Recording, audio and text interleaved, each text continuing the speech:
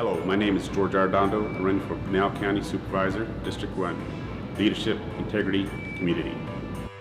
Hey, how's it going? My name is Kenneth Granville-Galecki, and I am a registered voter in Arizona. And so I am here to talk to a candidate for today, but also too, we're here to talk about the youth involvement and also to other adults. And so some concerns around here in the Valley. And I have Mr. George Hill. Hello, my name is George Arredondo, and I'm here running for Pinal County Supervisor, District 1, which covers Santan, a little bit of Santan, Coolidge, Gila River community, as well as Maricopa and Chin.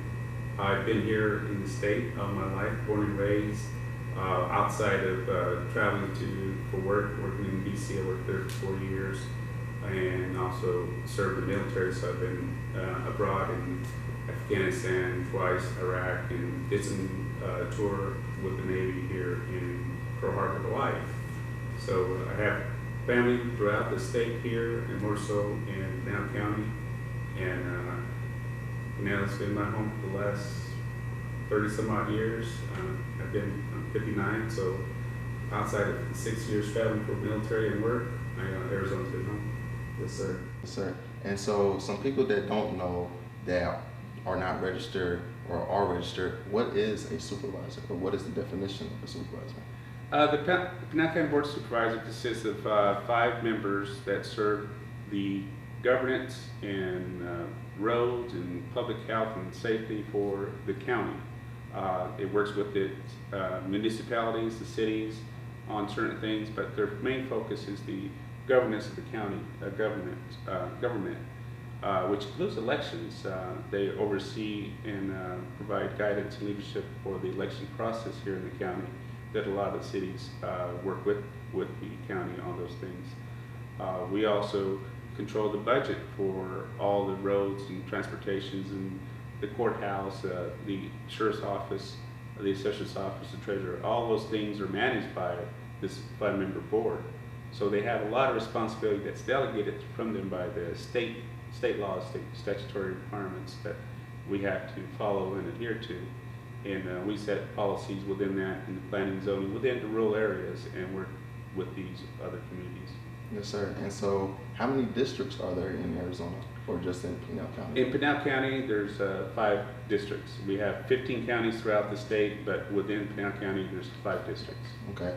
And so what makes you different from the other candidates or the other candidates or selectees that have already been supervisors? Well, I would say I'm different because I would probably be the only one that was born and raised in the state. Yeah, there's some others that have been around for many years, but I can say I was born and raised in this county. I know individuals that are running and are serving on the current board are people that have come out of the state, and they've established themselves and then obviously gotten these positions. But I guess the unique part of me is that I've been here and I've seen it grow, and I've seen its strengths and weaknesses, and where things we need to change to improve with our growth that we have. Yes, sir. And so what's driving you to be on that ballot? Well, I retired recently from the military in 2021 and did 22 years with them, and then I retired from the federal service after 32 total military combined federal services. And I was ready to just go to my ranching and farming and be happy with that. But with the election deniers, the issues on our democracy at stake, and how people react to these things, that concerned me. I've seen a lot of people sacrifice for our country, and to let it go on a road that I think it's improper or questionable, I feel that I need to be here and save my part and protect what people have sacrificed their lives for. Understood. And so if you're not selected or you do come up short on this particular ballot, or would you run again, or how would you think of the particular election? Would you necessarily give up, or would you? Well, I'm looking at optimistically that I will win, prevail, because there's a lot of good opportunities for us to take that. And I think if the message gets out there, I can accomplish that. But nevertheless, I'm involved in my school board and the member of the Coolidge Unified School District Board, and I have been involved in politics as former city council in the past. I do feel that it's my obligation to represent our community in any way I can, whether it's as an elected official or be an advocate for those that cannot speak or get attention that's needed. And I don't think I'll fade away, but I'll be a nuisance to somebody if they don't follow the things that I expect them to. Yes, sir. And I heard earlier when you was talking about weaknesses. So what are the things that you want to improve or change in the Pinal County? Well, the county is growing so fast, and we're not addressing the infrastructure, the roads, the services that people expect out of them, whether it's healthcare or just permitting, just some basic necessities that the county is supposed to provide. We're not keeping up with the bigger counties, Maricopa and Pima. So our salary schedule, we're not keeping our employees, retaining them, or more so attracting good quality employees to service the county requirements there. So those are things that I need to look at, or would want to ensure that the county is being right-sized with its growth. I'm not looking to extravagant things, a lot of new buildings for everybody, no. Is that if we have more transportation requirement needs, we need to have facilities to support that. We need a bigger sheriff's or courthouse to support the influx of the requirements of the community. We need to address those things. So those are things that I look in: the infrastructure, employees, benefits, as well as salaries, and the end state is to provide an efficient and effective government for the members of the county. Yes, sir. And so for the young people or people of our age that feel like everything is rigged or it doesn't happen how they want to, so how necessarily, what would you say to them just to get out there and to vote, or just to necessarily to just take that chance?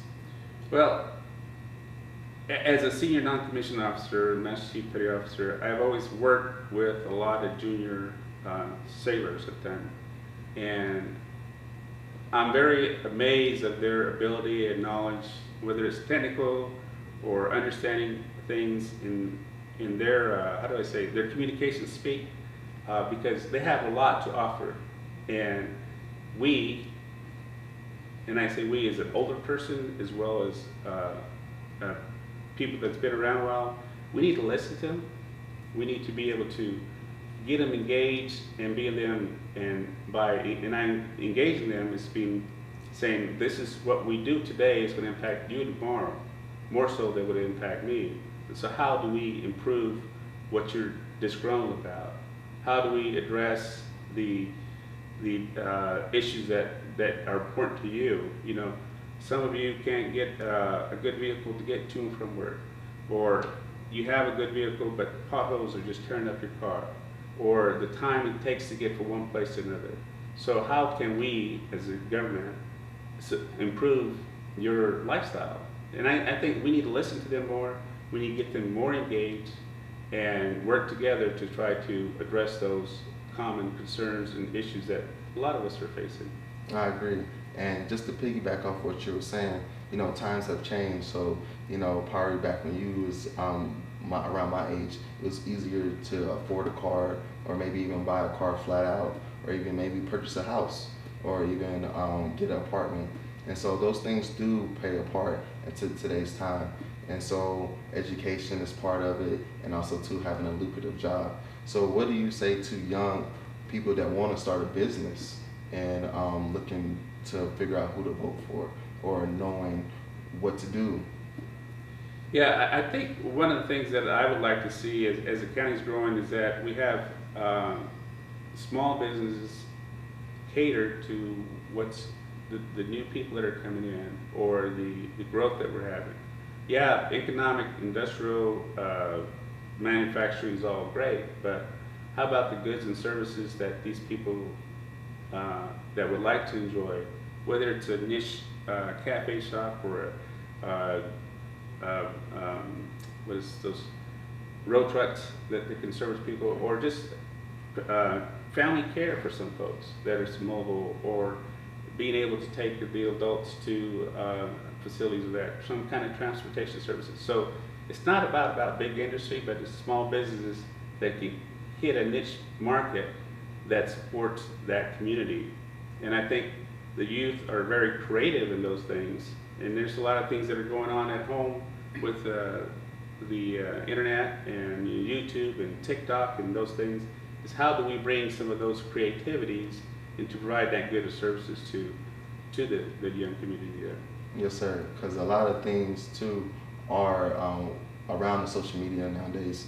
The quick money schemes, and you can be a millionaire overnight. And so the reality of it is sometimes people have to work a 9 to 5 and or go to school, you know. And the thing is, sometimes, like me, I'm a single parent, and I lived in Maricopa like 10 years, 12 years from now. And so it's noticing that mom and pop stores are starting to come up. Starting to close, but noticing the big franchises rolling in, and now it's harder for people to attain a job. Yes, I mean, there's going to be a balance between that. I mean, we are, how do I say, victims of, you know, that corporate payroll. You know, we all need a job, we all need a car, but we have to work.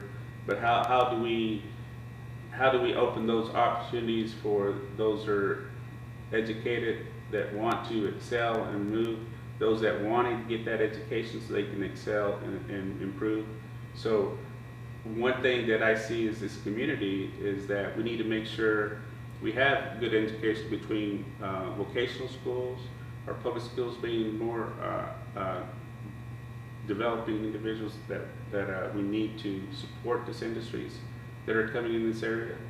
But I think the micro communities need to be they built together so they're supporting each other and be competitive with the other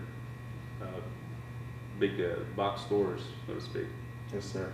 And so I don't know where we are on the time and closing, but I just wanted to know, so while we're about to end and everything, is there anything else that you would like someone to know, or if you do become elected?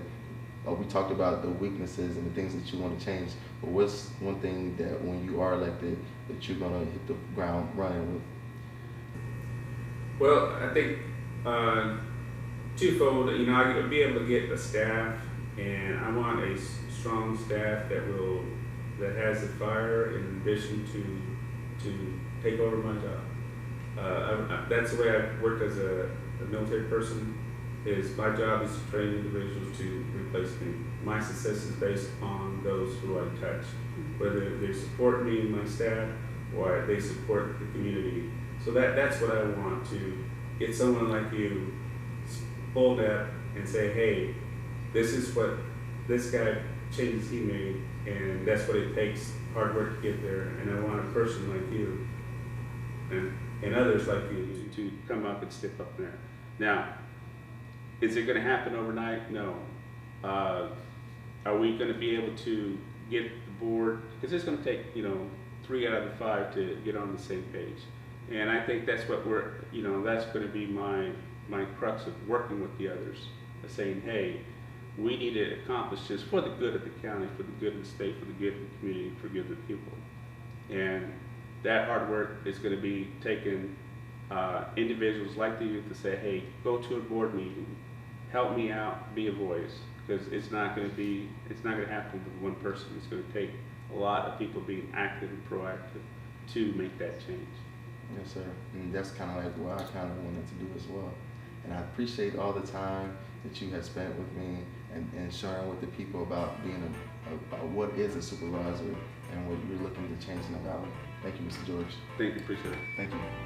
So I will just say this, I don't know who to vote for. I wouldn't tell you who to vote for, but get out there for the primary on July 30th and also too for the general election on November 5th.